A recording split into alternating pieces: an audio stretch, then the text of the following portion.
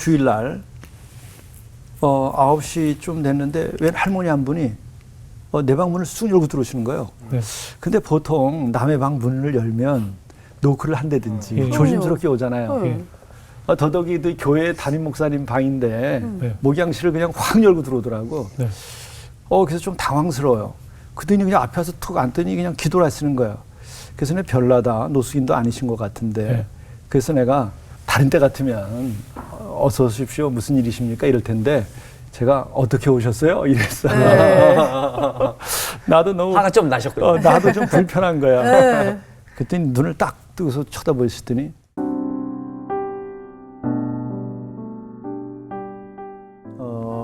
평창에 그 유철이라고 하는 곳, 유철이요? 대관령면 유철이라고 하는 곳이 있는데 네네. 거긴 계곡이 깊고 물이 많아요. 그리고 거기는 이제 값이 좀 싸게 급하게 막 농지를 만들어 놓은 것을 누가 소개를 해줬어요. 이제 거기를 이제 3번에 걸쳐서 갔는데 갈 때마다 뭐 차가 빠진다든지 뭐 사고가 좀 나더라고요. 그래서 저는 느낌이 뭐 사고 난다 그래서 다 하나님의 사인은 아니잖아요. 네. 근데 여기는 아니다라는 그런 느낌으로 자꾸 오는 거예요. 근데 세 번째 갔던 날이 2018년도 2월 22일 날이었어요. 그때도 사고가 난 거예요. 근데 우리 함께 갔던 장로님이 그 빙판에 발을 좀 헛디뎌 가지고 넘어졌는데 발목이 완전히 부러져 버린 거예요. 아이고, 뭔가 아유. 징조가. 예, 그러니까는 진짜 오지 말았어야 될 네네. 곳을 내가 또 왔구나 이 생각이 들더라고요. 예. 왜냐하면 교우들이 또 가서 보자 그러니까. 예. 이제 그랬는데 119에 신고를 했는데 119가 못 찾아오는 거예요. 근데 해는 이제 저무는 거예요. 영하 20도 막 내려가. 어떻게? 그러니까 뭐 견딜 수가 없는 거예요. 그리고 거기다가 저는 이제 장로님이 여성분이신데 네. 누워 계신 거거든요. 발목이 부러져 있으니까 어떻게 처치를 못 하겠더라고요. 예. 그리고 이제 119가 금세 올 줄 알았더니 오지도 않고. 그래서 저는 이제 파카를 벗어가지고 밑에 깔아드렸어요. 내 추위는 몰려오지, 해는 저물었지, 영하 20도 넘는 데서 119는 안 오지. 근데 그 순간에 내 자신이 얼마나 초라해지는지, 이건 뭐 말이 아니더라고요.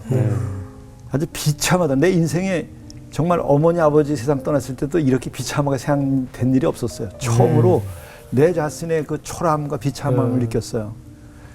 그때 정신이 나는데, 너 뭐 하고 있냐? 근데 계약금도 없이 몇만 평 털을 사러 돌아다니는 거예요. 그게 너 미쳤구나. 내가 제정신이냐? 그때 제가 그래서 절망하게 되면서 주님께 말씀을 드렸어요. 내가 이제 도망가야 되겠으니까 주님 증거를 보이시지 않으면 저는 이 일을 못 하겠습니다.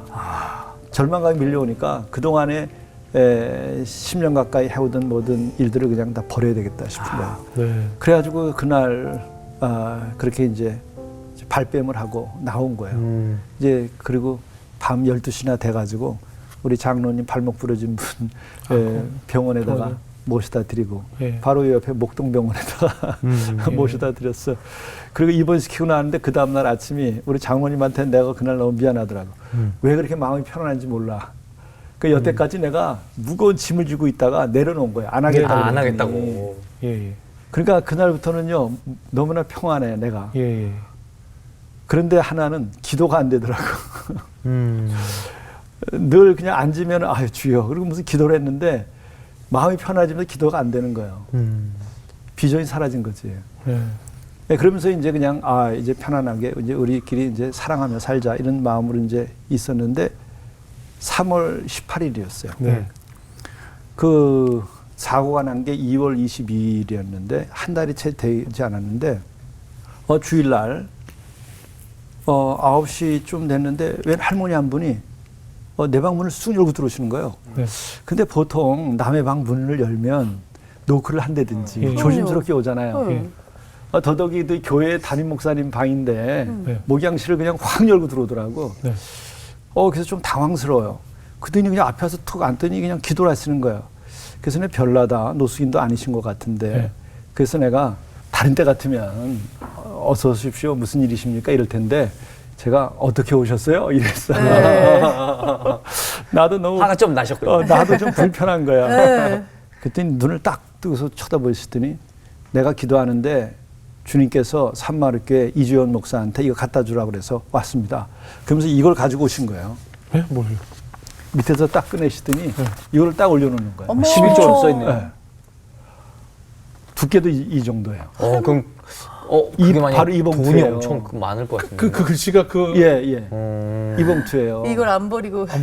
그래서 그냥 이거를 이제 거기다 돈을 갖고 놓으신 거예요? 현금이야. 그 내가 재무비에다가 꽤 두꺼운데. 네. 그 재무비에다가 내가 드렸죠. 네네. 그랬더니 이제 800만 원 깨끗한 돈으로 800만 원을 하신 거예요. 근데 처음에 이거를 딱 내놓을 때 두렵더라고요. 그리고 소름이 확 돋더라고요. 야, 이거 큰일 났구나. 이거 다시 시작해야 되나? 기도 응답이죠 뭐. 안 하려고 승부수 한번 던졌는데. 응답에게 봉투로 왔네. 그 응답이 너무나 힘든 거예요, 이게.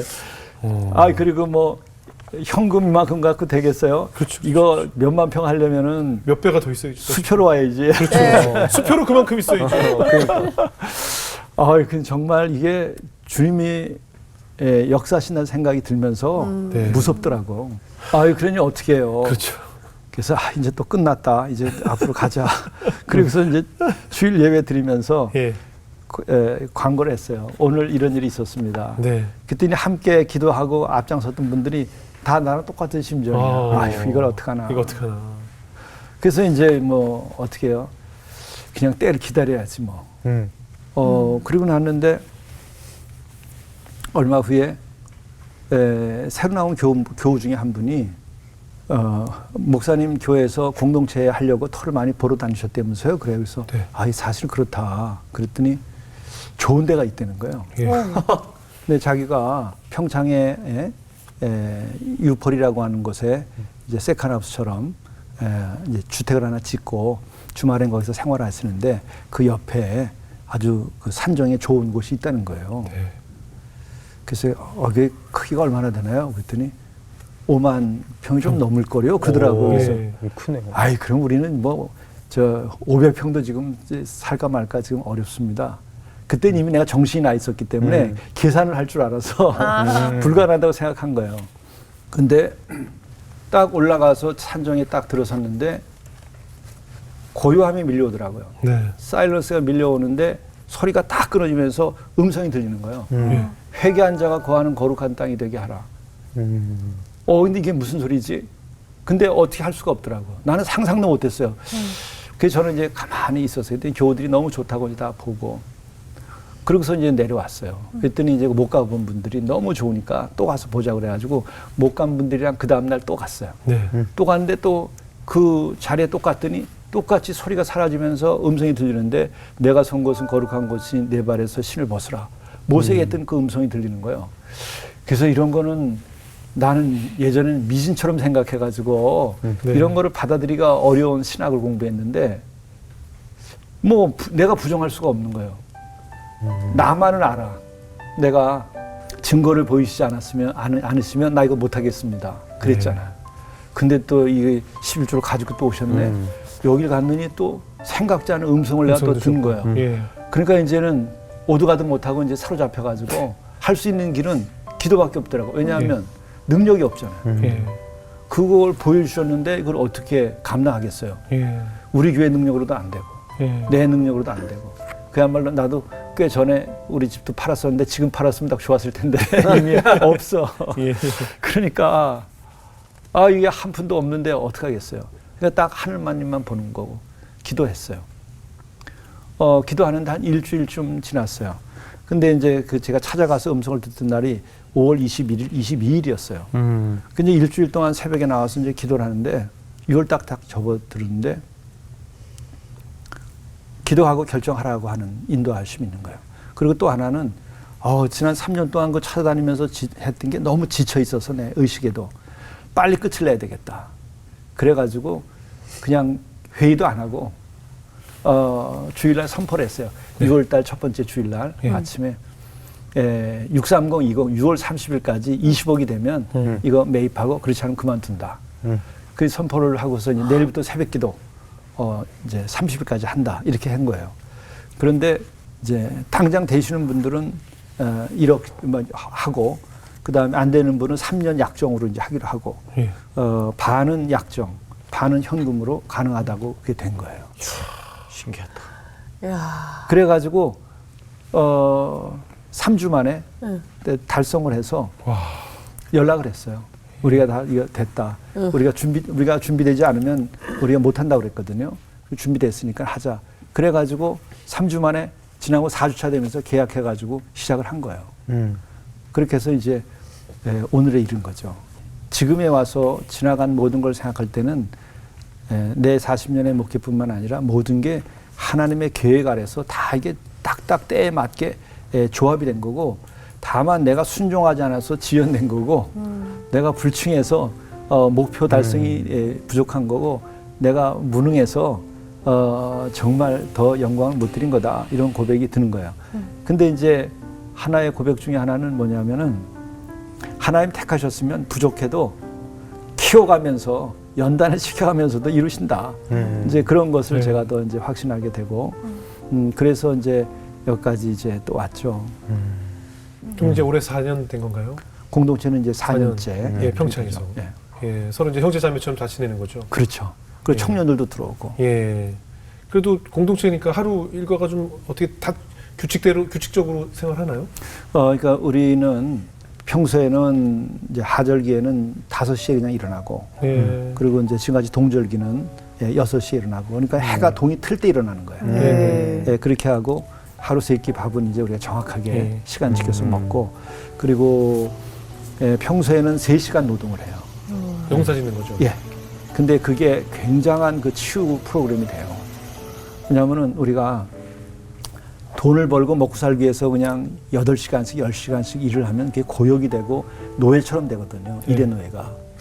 그런데 내가 이런 그 아침에 은혜를 받고서 하루 3시간 일을 하는데, 그것이 씨를 뿌리는 일이고, 또 물을 주고 잘 자라게 하는 일이고, 또 뭐 가지를 쳐주는 일이고, 그리고 땅을 갖다 개간해 주는 일이니까 다 살리는 일이에요. 네, 맞아요. 그러니까 우리 형제 중에서도 너무 좋아하는 게, 자기가 배추밭에 씨를 뿌렸어요. 그러니까는 방문하는 분들한테마다 저거 내가 뿌린 거라고, 씨 뿌린 거라고, 저렇게 잘 자랐다고. 그리고 다른 일을 함께 하다가도 자기가 뿌린 씨를 뿌려서 자라는 배추밭은 자기가 와서 물을 자기가 주는 거예요. 더 잘 자라게. 그래서 그거 같이 먹으면서 기쁨을 나누는 거예요. 그러니까 이거는 뭐냐면 살아있는 기쁨이에요. 돈 주고 사는 게 아니라 몸으로 체험하는 기쁨이에요. 그리고 생명을 살리는 거예요. 식물도 생명이야. 배추도 생명이고. 그리고 열매를 맺고. 그러니까 아주 구체적으로 결과물이 나타나는 거죠. 기도해도 이제 우리가 매일 영성 일기를 쓰면서 기도회를 하는데, 그 기도회를 할 때에 내가 어떤 그 매번 설교나 이런 것을 이렇게 교훈을 하기보다는 스스로가 그날 읽은 말씀을 고백하는 거예요. 자기가 읽고. 근데 이제 그 고백할 때의 방법이, 첫째는 이제 오늘의 내가 부르는 하나님, 나의 주. 그러니까는 오늘 내가 그 치유함을 받은 날이다. 그럼 치유하신 하나님, 이렇게 하나님을 부를 때 호칭에 대해서 고백적으로 이제 하는 거예요. 또 어떤 날은 내가 오늘 굉장히 마음이 기쁘다 그러면 기쁨을 내게 주시는 하나님, 또 어떤 용서의 어떤 은혜 체험이 있는 날이었으면은 나를 용서하신 하나님. 그래서 하나님에 대하여 그렇게 한마디로 하나님에 대한 고백을 하고, 그러고 난 다음에 첫 번째가 회개에 대한 고백을 꼭 해요. 그날 말씀을 가지고 나의 회개로 하는 거예요. 스스로 회개하고, 그리고 그 다음에는 그것을 가지고 내가 어떻게 살겠습니다라는 고백을 이어서 해요. 회개만이 아니라. 그리고 이제 또 하나는 그것을 가지고 주님께 영광을 드립니다. 오늘 하루 주께 영광, 이것을 통해서 영광된 삶이 되게 하십시오.